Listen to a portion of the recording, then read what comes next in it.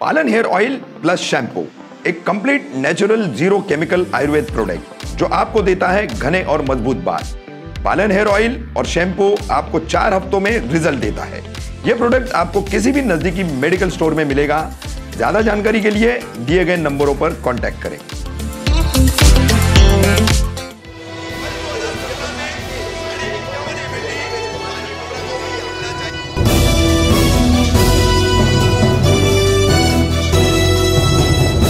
मैं रफीक कामदार, हिंदुस्तानी रिपोर्टर में आपका स्वागत है। विधायक जितेंद्र अवार्ड पर शीलभंग का अपराध दर्ज होने के बाद गरमाया हुआ माहौल और उसके बाद काउंटर में शिकायतकर्ता भारतीय जनता पार्टी की महिला मोर्चा की उपाध्यक्ष रीदा रशीद पर एट्रोसिटी का अपराध दर्ज करना। शिवा जगताप है, राष्ट्रवादी कांग्रेस पार्टी से जुड़े हुए हैं और उनके घर से उनकी सास जो है वो नगर सेविका रह चुकी है। शिवा जगताप दलित समाज से हैं और शिवा जगताप की शिकायत पर अब रीदा रशीद और उनके साथियों के खिलाफ एट्रोसिटी का मामला मुमरा पुलिस ने दर्ज किया है। वरिष्ठ स्तर पर पूरी चर्चा होने के बाद अंत में यह मामला दर्ज किया गया है। क्या है पूरी बातें, इस संबंध में हमने मनपा के पूर्व विपक्ष नेता अशरफ उर्फ शानू पठान, कलवा मुमरा राष्ट्रवादी कांग्रेस पार्टी के अध्यक्ष शमीम खान और शिकायतकर्ता शिवा जगताप तथा प्रवीण पवार से बातचीत हुई है।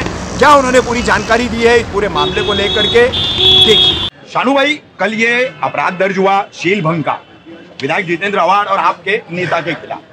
रात भर से आप लोग पुलिस स्टेशन में यहाँ पर जो है धरना आंदोलन करके रास्ता रोको करके बैठे हुए हैं। क्या नतीजा मिला है आपके इस आंदोलन का अब तक जो है? क्या पुलिस ने जो है इसको एक फेक एफआईआर या झूठा अपराध माना या नहीं माना, और उसके काउंटर में आप लोगों ने क्या कार्रवाई कराई? दुर्भाग्यपूर्ण सबसे बड़ी बात यह है कि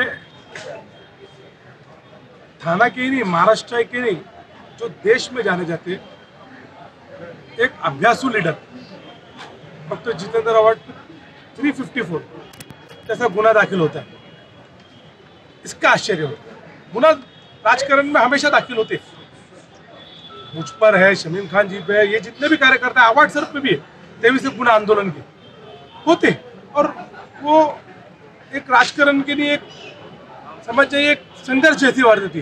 लेकिन 354 जैसे गुना अगर राजकारणों पे लगाया जाएगा, जो एमएलए एमपी जैसे लोग, ये आज सबसे बड़ी सोचने की बात हो गई। तो आम नागरिक सुरक्षित है क्या? एक सवाल ये भी उठता है। हमारी ये मांग थी कि आपने इसको शुरुआत किया है खोटे गुना लेना और 354 जैसे गुना लेना, तुरंत एक तरफ खोटे लेना और 354 जैसे लोगना, और वो भी सीएम साहब की मौजूदगी में।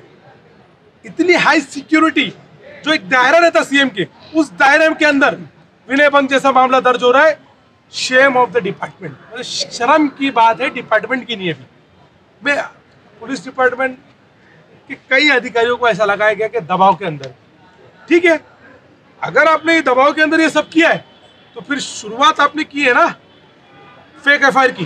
तो ऐसे कितने नेता आपके भी जो महिलाओं के साथ ऐसे आजू बाजू से जाएंगे? कलवा मुमरा थाना महाराष्ट्र जितेंद्र अवार्ड जी के लिए बहुत सारे लोग चाहने वाले, फिर उनका क्या होगा? तो ऐसी गंजी राजकारण जो आने वाले वक्त में समाज को, राजनेता लोगों से नफरत कराए, ऐसी राजकारण नहीं होना चाहिए।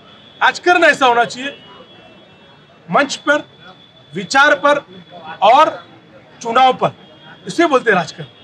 एक महिलाओं को विनय भंग जैसा गुना करके आगे कराना, ये इससे मैं राजकारण नहीं बोलता हूँ, इसे हिजड़ाकरण बोलता हूँ। इसलिए मुमरा कोसा की जनता ने आज यहाँ पे कई रात भर से बैठे थे, और यकीन मानिए लोग सो रहे थे, उन्हें मालूम भी नहीं क्या हुआ है। अगर जमीन पे ये लोग मालूम हो गया ना, तो इतिहास में इनको समझ में आ जाएगा कि डॉक्टर जितेंद्र अवार्ड जी की कितनी लोकप्रियता है। और ये लोकप्रियता डॉक्टर जितेंद्र अवार्ड जी के साथ में ही बोल रहा हूँ, किसी भी लोगों के साथ होना चाहिए। ये गलत है। आपने तो इस शहर के, जिसने इस शहर को कहाँ से कहाँ पलट दिया, जिससे दिन रात एक किया, ऐसे लोग प्रतिनिधि के ऊपर आपने गुना दाखिल किया, इसकी हमने निंदा की। और शिवा और प्रवीण हमारे दोस्त थे, नगर सेवक, आपके पार्टी के लोग, हाँ, पार्टी का कार्यकर्ता, उनको अनाप शनाप बातें बोली मंदिरों में नहीं आने के बाद, तो उन्होंने क्रॉस एफआईआर दाखिल करा। लेकिन ये तो क्रॉस एफआईआर रीदा के ऊपर है। अगर ये सोचिए, आज तो आपने शुरुआत हमको दिखा दिया मतलब हमको ही खून लगा दिया कि आप देखो ऐसा भी हो सकता है। तो आप ये सोचिए कि जितने भी नेता होंगे उन पे महिलाओं को खाली ऐसे टच करने पर विनय भंग डिपार्टमेंट को लगाना पड़े।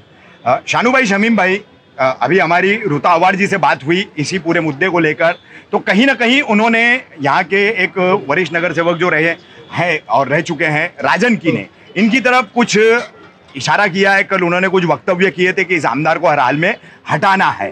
तो क्या भूमिका पाई जा रही है इस पूरी फेक एफआईआर की, इस राजनीतिक आरोपों के चलते उनकी क्या भूमिका पाई जा रही है? देखिए, मेरा तो एक साफ सुथरी क्लियर कहना है, क्लियर स्पष्ट, जो साथ में है वो है। जिससे नहीं जमती राष्ट्रवादी कांग्रेस पार्टी, वो राष्ट्रवादी कांग्रेस पार्टी को छोड़ के चले जाए और चुनाव के सामने आ जाए। ये छुपा छुपी का गेम नहीं चलता। यहाँ पे लोग, राष्ट्रवादी कांग्रेस पार्टी के नुमाइंदों ने काम किया है डॉक्टर जितेंद्र अवार्ड जी के मार्गदर्शन में। सबको मालूम है कि लोग उन्हें ही मत देंगे। और मैं तो बोलना चाहता हूं, अगर आपको राजनीतिक जितेंद्र अवार्ड जी को यहाँ से राजनीतिक मामले पर हटाना है तो एक काम करिए, आने वाला कॉर्पोरेशन है और आपके एमएलए अभी से डिक्लेयर करिए। लेकिन मैं फिर भी कहता हूं, लड़ाई आपको लड़ना है तो डायलॉग, मंच और चुनावी तरीके से आना चाहिए। ऐसी ओछी राजनीति राजकारण को और निचले स्तर पर लेके जाती है। और आप समझिए, सरकार आपकी है, लोग ये सोचेंगे कि सरकार की, इस सरकार के आने के बाद एक तरफ ऐसी निचली स्तर पर राजनीति जारी है, इसके लिए आम नागरिक आज परेशान हो रहा है, लोग सो रहे नहीं है। ऐसे में कभी कोई हादसा हो जाए, कई जगह पे टायर जल रहे हैं, रेती बंदर पर लोगों ने रोक दिया, कलवा में आंदोलन चालू, तो इसका अगर कुछ गैर हो गया, ज्यादा विस्फोटक परिस्थिति हो गया, तो इसके जिम्मेदार कौन? समझो हमारे कोई कार्यकर्ता की जान चली गई, इसमें किसी को लग गया, फिर क्या होगा? आपके हाथ में प्रशासन है, कभी आपने बोल दिया गोली मार दो, अगर किसी की जान चली गई तो इसके जिम्मेदार कौन? इसके जिम्मेदार वो लोग जिन्होंने सत्ता का दुरुपयोग करके ऐसी ओछी राजनीति।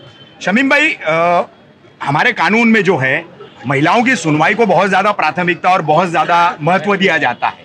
तो कुछ महिलाएं जो है इस तरीके का, आमतौर पर एनसीआरबी का जो नेशनल क्राइम रजिस्ट्रेशन ब्यूरो है उसके भी डिटेल से पता चलता है कि पोक्सो के कई, रेप के कई झूठे अपराध दर्ज किए गए, मॉलेस्टेशन के भी दर्ज किए गए। आज तो एक विधायक शिकार हो गया है, आज तो एक विधायक, वो भी सीएम की सुरक्षा के बीच मॉलेस्टेशन होने का आरोप लगाया जा रहा है। तो इस तरीके की ये जो मामला चल रहे हैं, तो इस पर जो है कोई कानून बनना चाहिए या नहीं चाहिए?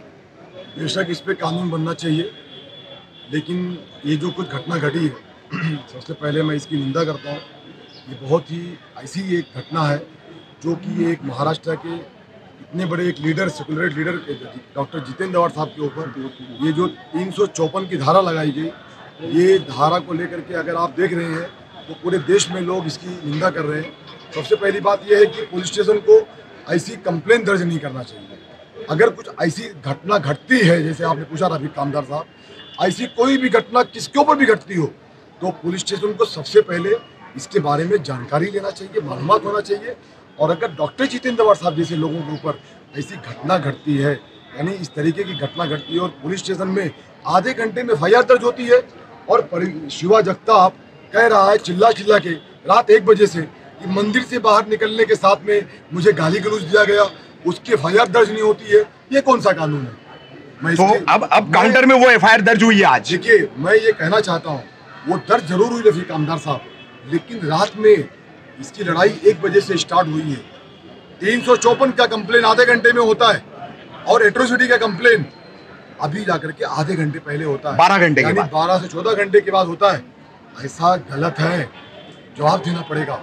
हमारा जो यकीन है, हमारा जो विश्वास है, वो कहीं ना कहीं खत्म होता दिख रहा है। राजनीति बहुत गंदी होती है, ये मैंने सुना था, लेकिन देखा पहली बार मैंने सुना।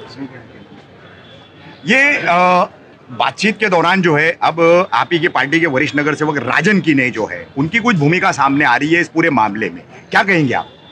देखिए, मैं यही कहना चाहता हूँ कि कोई भी इंसान हो, मैं सबसे पहले मेरी बात करना चाहता हूँ, कोई भी इंसान हो, अगर वो किसी के साथ रहे तो वफादारी और ईमानदारी के साथ रहना चाहिए। अगर उसको लगता है कि भाई ये लाइन मुझे क्रॉस करने से नुकसान होगा या मेरे लिए खाड़ी में, हमको खाई में लेके जाएगा, तो उसको क्रॉस नहीं करना चाहिए, उसको छोड़ देना चाहिए, तो कोई भी इंसान। आज के इस गंदे अपराध से जो लोगों तक पहुंच गए, आप इसका चुनाव में नतीजा देखिएगा। जितेंद्र आवाड जी जो लीडिंग थी उनकी, अब उससे प्लस 25,000%। हमारे साथ जो है शिवा जगताप और प्रवीण पवार है, जिनकी अभी एफआईआर दर्ज कराई गई है एट्रोसिटी एक्ट के खिलाफ। रीदा रशीद, जिन्होंने विधायक जितेंद्र आवाड के खिलाफ जो ये एफआईआर दर्ज कराई थी। प्रवीण, क्या बताना चाहोगे, क्योंकि शिवा उतने वोकल है नहीं, अपनी बात नहीं रख पाते, कानूनी तौर पर जो है क्या पूरा ये मामला हुआ है, कैसे ये एट्रोसिटी का मामला हुआ था और इतना देरी क्यों हुई एफआईआर दर्ज करने में? छठ पूजा का त्यौहार था।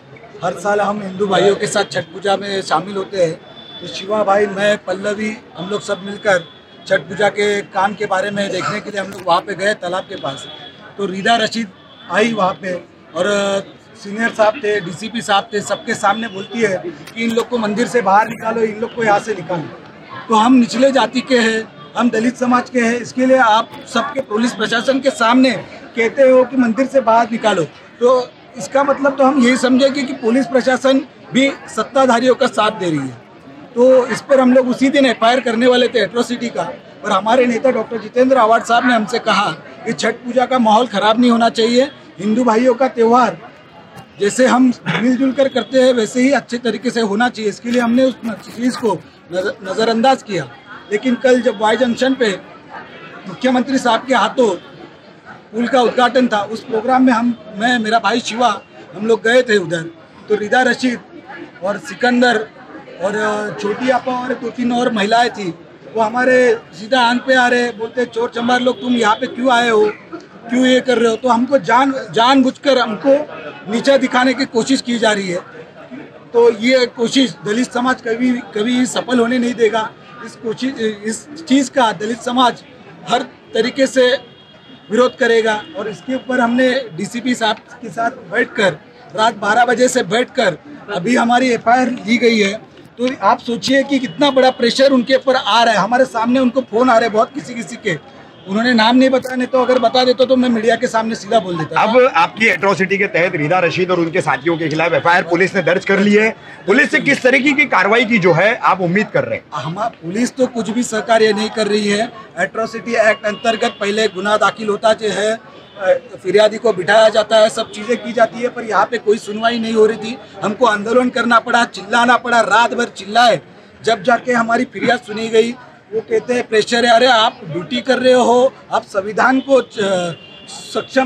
को बचाने कायम करने के लिए सक्षम नहीं हो, तो आप अपनी ड्यूटी छोड़ दो। आप अगर किसी नेता के प्रेशर में आके अगर गुनहगार इतने लेट, हम रात में 12 बजे बैठे थे, अभी 3 बजने आए।